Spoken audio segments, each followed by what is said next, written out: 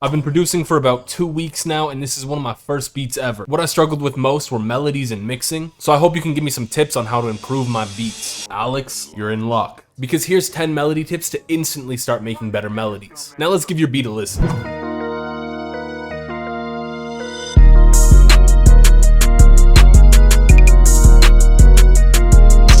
If I had to give that like a single word to define it, it would be confused. And the reason I'm gonna say it's confused is because you have this really good melody. Like, this is fine, it's a good starting point.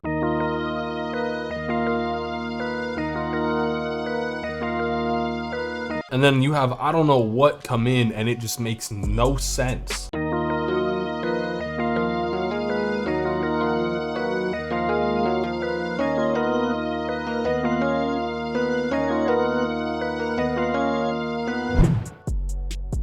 First thing you want to keep in mind with your melodies is you want to have structure, because right now you are missing so much structure here. Like, you've got this first half, it has a rhythmic structure going on, it's very clear, but then the second half you switch it up and it just gets confused.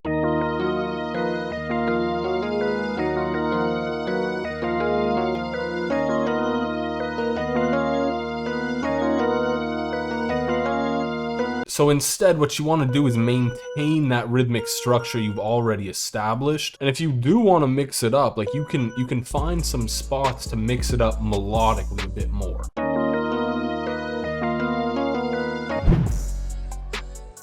Now, I'm all for what you're doing here. Like, I like how you mix it up, but you're taking a very conjunct approach with your melody, and that just means your notes are pretty much just moving stepwise. So instead, to build a stronger melody, you want to use a disjunct melody, at least at some points in time, and that just means having your notes take bigger melodic jumps.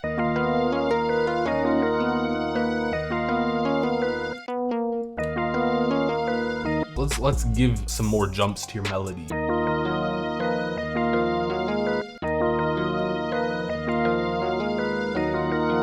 And the way I think about this is points where you want to build up that climax in your melody.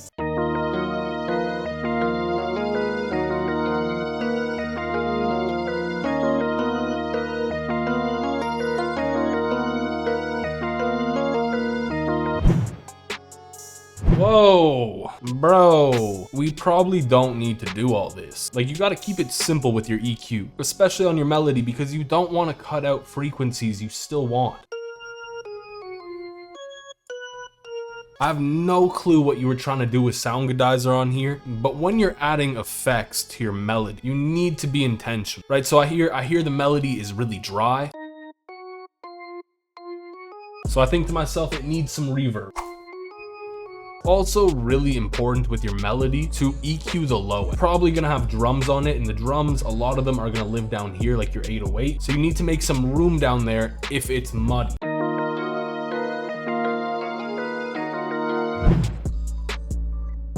Now, I find a lot of people don't expand on their melodies enough. And what I mean by this is you've made a melody, you've made something melodically sound, I guess. Build on it, make a vibe. What do I want?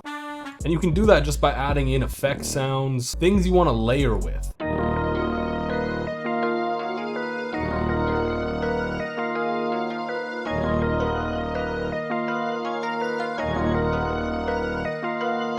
And you can add in all sorts of things to just expand on that melody you have.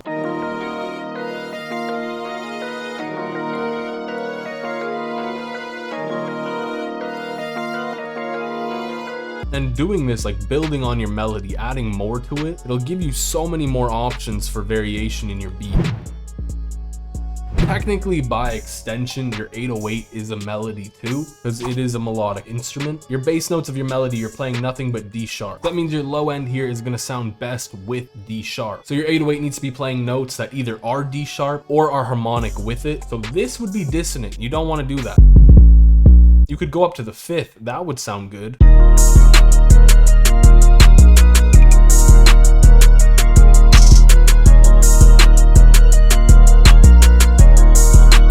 It would be really cool if this was a roll, to be honest with you. Razzle dazzle the 808.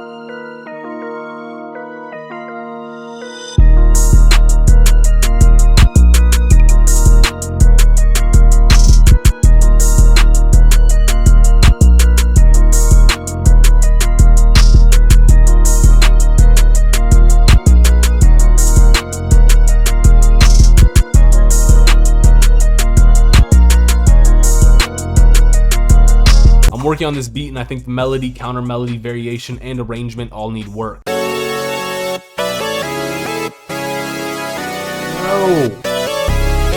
You listen.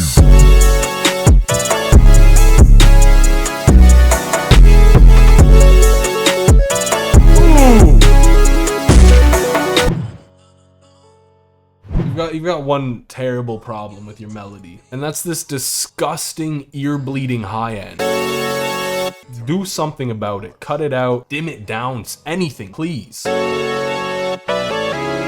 Because the high end can hurt your ears, and when you're using sounds like this saw wave, there's gonna be a lot of high end frequencies. And you've got a lot of low end here too, which I noticed was kind of muddy with your bass.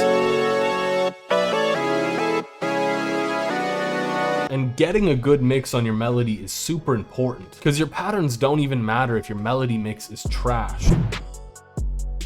I really liked what you did with this sound, because it seems like you're just arpeggiating some chords, but your arpeggiation gets really confused at times. You see, like, that rhythm really throws you off there. And it's fine to like take some cuts, make some gaps here and there. Bro, what the? No, you don't do this. You do not do this.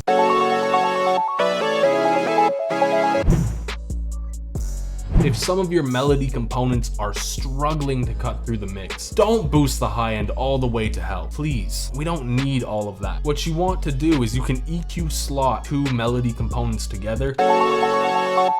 So the pluck is hitting right here. I want to give a little bit more volume to that. Not a lot, tiny bit. Turn that down a tiny bit over here too.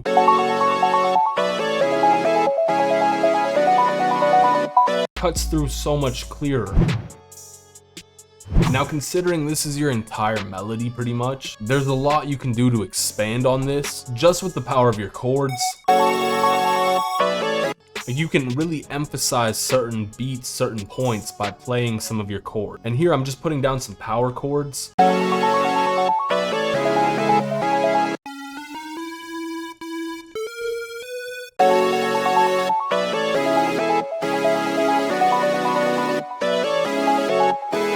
And we can layer the bass note of these chords up an octave just to give it a little bit more high end and a little bit more presence in your entire melody.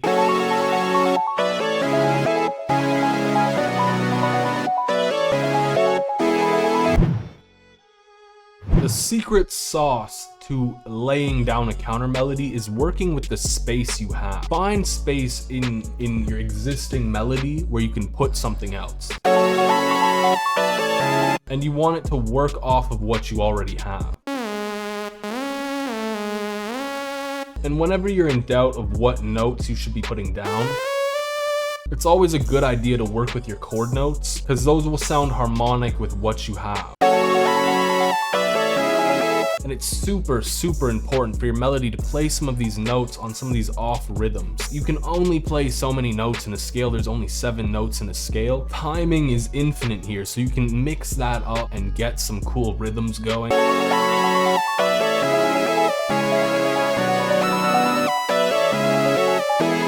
Now, in terms of your drums, why do you have 2 808s playing at the same time? I just don't get it. It's the same pattern. What are you doing? Why are you layering your 808?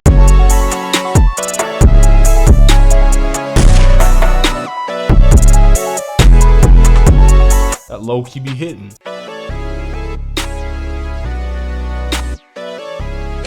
You listen.